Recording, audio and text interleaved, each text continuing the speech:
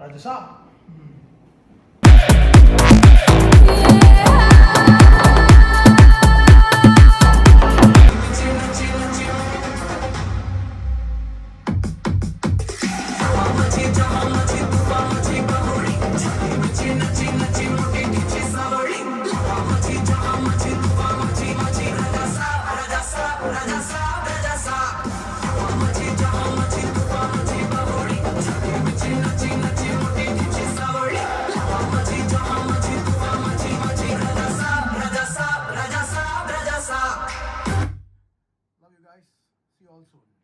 ఈ సినిమాలో ఇంకో ముఖ్యమైన క్యారెక్టర్ ఎవరిదంటే బొమ్మని రాణి గారిది.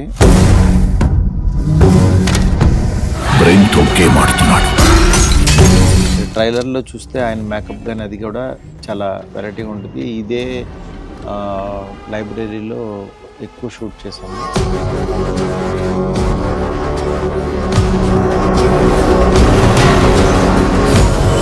మెయిన్ ఇందులో బొమ్మని రాణి గారిది ఒక సైకియాట్రిస్ట్గా ఆయన ఇంట్రడ్యూస్ చేస్తాం. ఈ రోల్ నేను ఫస్ట్ బిగినింగ్ నుంచి అనుకున్నది ఏంటంటే ఈ సినిమా ఇక్కడి నుంచి ఈయన వచ్చిన దగ్గర నుంచి ఒక టోన్ మారుతుంది అనమాట. అంటే ఒక హర్రర్ కామెడీ వీటిల్లో ఉండేది ఇక్కడి నుంచి ఇమాజిన్ చేయనట్టుగా అటువంటిగా ఆ టైపు ట్రావెల్ తీసుకుంటుంది.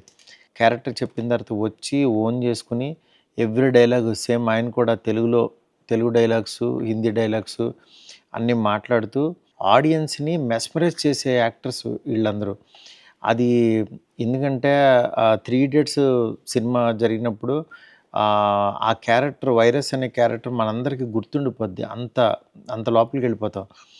అలాగా మళ్ళీ ఈ సినిమాలో ఒక పర్టికులర్ ఒక 15 to 16 మినిట్స్ ఉంటాడు ఆయన. ఆయన ఉన్నంతసేపు మనం ఆయన దాంట్లోకి వెళ్ళిపోతాం. ఆయన డెఫినెట్గా ఆయన్ని ఇంత బాగున్నారు, అసలు ఎంత యాక్టింగ్ చేస్తున్నాడని ఒక రకమైన మనల్ని ఆడియన్స్ని ఆయన దాంట్లోకి తీసుకెళ్ళిపోతారనమాట.